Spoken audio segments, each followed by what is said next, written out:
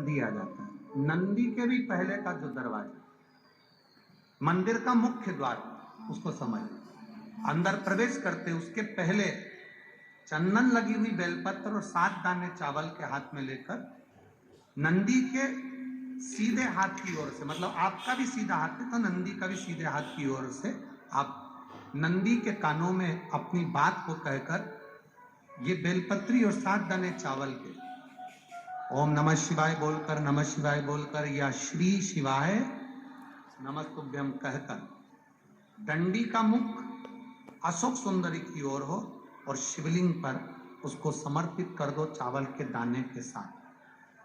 केवल 2 या 3 सोमवार आप करेंगे, धीरे धीरे रोग में दवाई लगना प्रारंभ हो जाएगी और रोग समाप्ति पर जाएगा और आपका कार्य भी सफल होगा।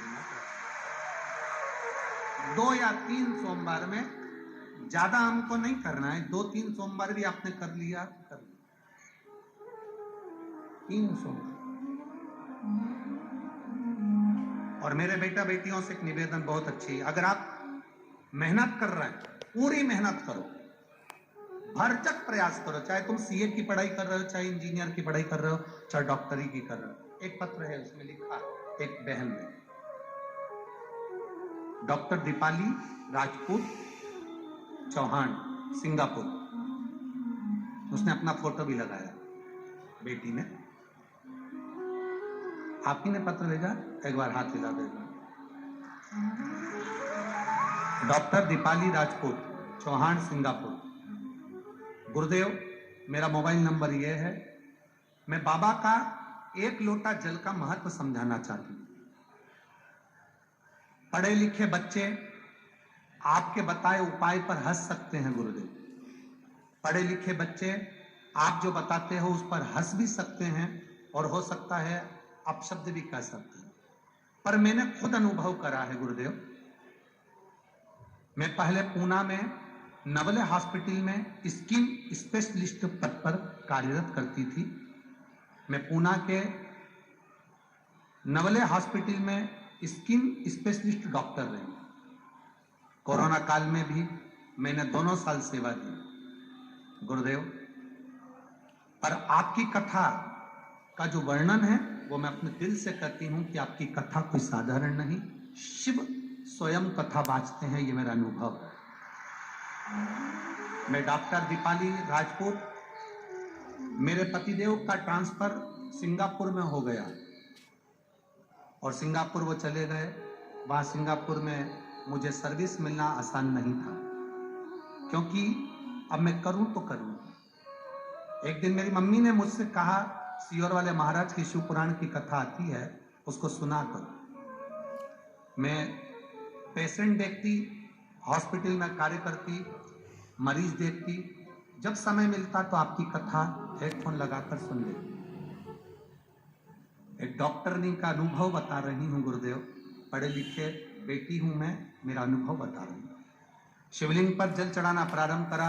श्री शिवाय नमस्तुभ्यम मंत्र क्या होता है गुरुदेव, मैंने कई रोगियों पर भी इसका प्रयोग करा और उसका सफलता मिली गुरुदेव। मेरी मम्मी ने मुझसे कहा कि शिवजी पर जल चढ़ाओ, मैंने जल चढ़ाया, कथा सुनी। अब मैं सिंगापुर के लिए, क्योंकि मेरे पति का नौकरी वहीं थी, उसके लिए मैं अप्लाई करना चालू करा, पर मेरा कोई निर्णय नहीं हुआ। अब मैं कहाँ जाऊं जल चढ़ाने? मेरी मम्मी ने कहा तू हॉस्पिटल जाती है, समय नहीं मिलता तो घर में शिवलिंग रख, उसकी पूजन कर। घर के अंदर ही शंकर के शिवलिंग को जल चढ़ाने लगी। मैं बाबा का क्या वर्णन करूं। एक दिन मैंने ऑनलाइन एक एग्जाम दिया और उम्मीद नहीं करी थी कि इस एग्जाम में मैं पास हो जाऊंगी और मेरी नौकरी इंटरव्यू में सक्सेस हो जाऊंगी। पर शिवजी को जल चढ़ाकर उसका आचमन कर कर बेलपत्री पर्स में डालकर मैं जब इंटरव्यू ऑनलाइन देने के लिए बैठी, बाबा की कृपा ऐसी रही, मेरा इंटरव्यू सक्सेस हो गया और मैं सिंगापुर के गवर्नमेंट के चांगी हॉस्पिटल में मेरी नियुक्ति हो गई, जो कभी मैं सोच नहीं सकती। बाबा हॉस्पिटल भी दिया तो सिंगापुर का गवर्नमेंट हॉस्पिटल दिया और मेरी नौकरी लगी। बाबा, मैं अपने हॉस्पिटल का भी फोटो वहां का लगा रही हूँ जिस हॉस्पिटल में मैं सर्विस करती हूँ। ये शिव की कृपा है, आप ही की बेटी है। धन्यवाद आपको, बाबा की कृपा बनी रहे बेटी। गुरुदेव, आज मैं सिंगापुर के गवर्नमेंट हॉस्पिटल में डॉक्टर के पद पर नियुक्त हूं। मैं सब बेटा बेटी से कहना चाहती हूं कि आपकी मेहनत के साथ में आप शंकर पर भरोसा जरूर करो। मुझे मेरे बाबा ने मेरी मंजिल तक पहुंचाया है, आपको भी पहुंचा। शिव तत्व ओ घड़ी प्रकाश लक्ष्मी कैलाश अविनाशी शिव। बृहस्पति बाबा ने भरोसा रखा अपनी माता स्मृति के शब्द पर।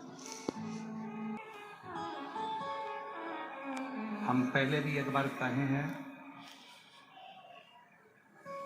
छोटी मोटी अगर कोई बात हो ना, छोटी मोटी अगर कोई बात हो, ज्यादा बड़ी भी नहीं, छोटी मोटी भी हो ना, और तुम शंकर जी के मंदिर में जल चढ़ाने जा रहे हो, तुम्हारे पास में बेलपत्र नहीं है, शंकर जी की बेलपत्र उठा लो। छोटी मोटी कोई बात, बस इस डंडी के मध्य भाग पर अपनी उंगली रखकर अपने दिल की बात बाबा से कहकर चढ़ाकर वो लोटा भरा हुआ जो जल है वो समर्पित कर दो, बाबा सुन लेगा। छोटी मोटी तो यू ही, छोटी मोटी बात शिव स्वीकार।